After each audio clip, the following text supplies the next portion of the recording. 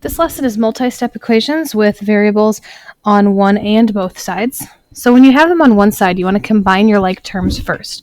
Okay, so maybe put that up here. Combine like terms first.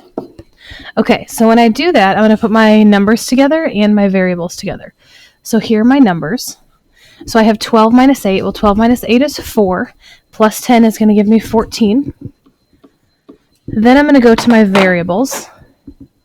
So I have 5 and negative 12. So that's negative 7x. And then they're just equal to 0 in this case. So what I need to do now is I need to get all of my numbers on one side and all of my variables on the other. So I'm going to go ahead and take this 14 to the other side by subtracting it. And now I have negative 7x equals negative 14 because the 14s went away. So now this is held together by multiplication. It's negative 7 times x. So I'm going to divide by negative 7 to get rid of it. And my answer then is going to be x equals positive 2. We want to start our setup the exact same way for the next one. Get all of our like terms together. So in this case, the only like terms that we have are our variables. So we have 3 minus 5. So we have negative 2x. And then the rest of the problem is going to stay as it is. Okay, so all we had to change were those. So now going through this, we want to get all our numbers on one side and our variables on the other. So we're going to leave our variables, and we're going to add the 15 so that it goes away. So then what you have is negative 2x, and that is going to be equal to 12.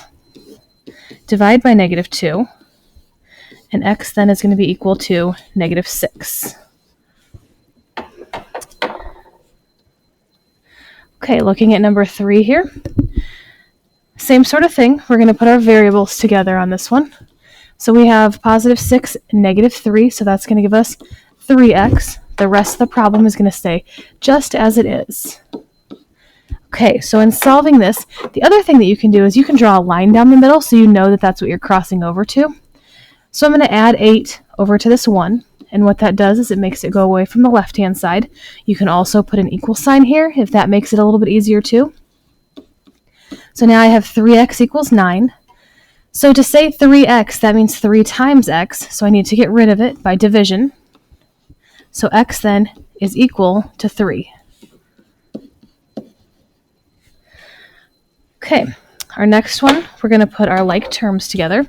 Well, these are our like terms. I have 5 and negative 6, so that gives me a negative 1x. The rest of the problem is going to stay the same. Then, the only thing I have left to do is to get rid of that negative sign. Well, to get rid of a negative sign, I just want to divide it by negative 1 to get rid of it. So that's going to give me x equals negative 10. Same thing here, putting our like terms together on the left-hand side. These are our like terms. Well, together that gives me 1x, so I can just write that as x instead of putting the 1 there. Minus 15 equals 4. Again, if you like the idea of splitting it, go ahead and do that. So to get rid of the 15, I'm going to add 15 to make it go away from this side. I'm going to add it over to this side. You can put your equal sign there. So x then is equal to 19. Okay, the next page has equations with variables on both sides. So now we really want to work with our line down the middle so we remember what we're crossing over to and from. So I would definitely put that here. So we want numbers on one side.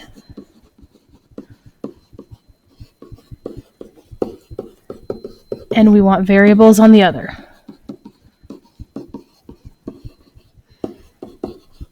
Okay, so make sure you put that there. So I'm going to take my variables in this one to the left. So I want to move my x to get rid of it from this side, move it over here.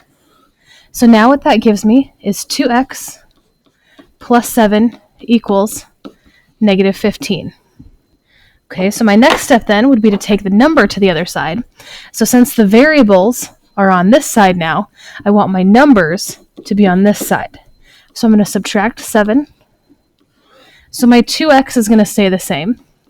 And now I'm going to get negative 22. So now you have variables on one side, numbers on the other. So now I have 2 times x Well, to get rid of times, I want to divide. And when you do the division on that, you're going to get that x is negative 11.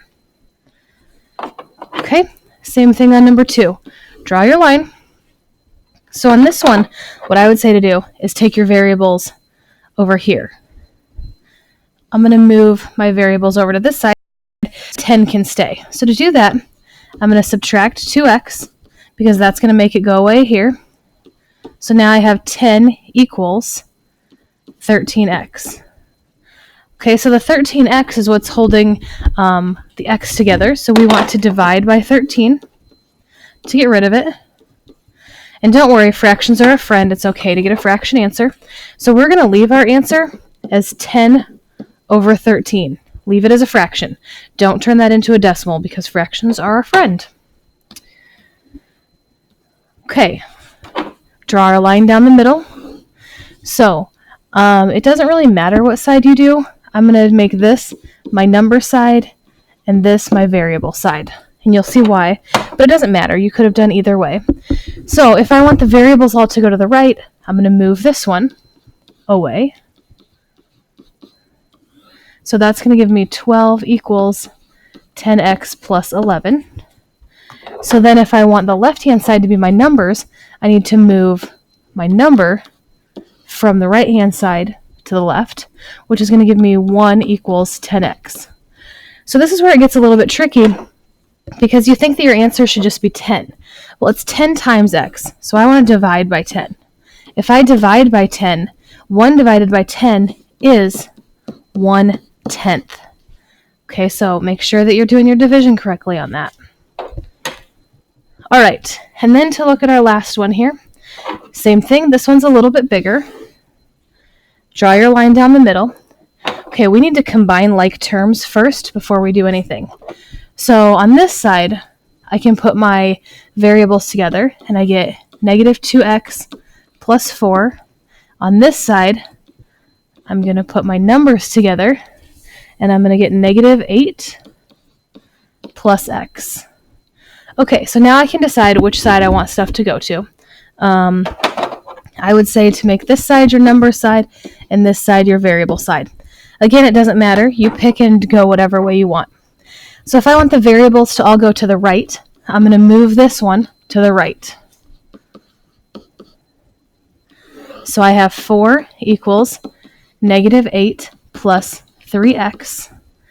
Then if I want all my numbers to be on the left-hand side, I need to move my number over to the left and get 12 equals 3x. Then my last step is to get x by itself. Well, it says 3 times x, the opposite of multiplying, is to divide. So x then is going to equal 4.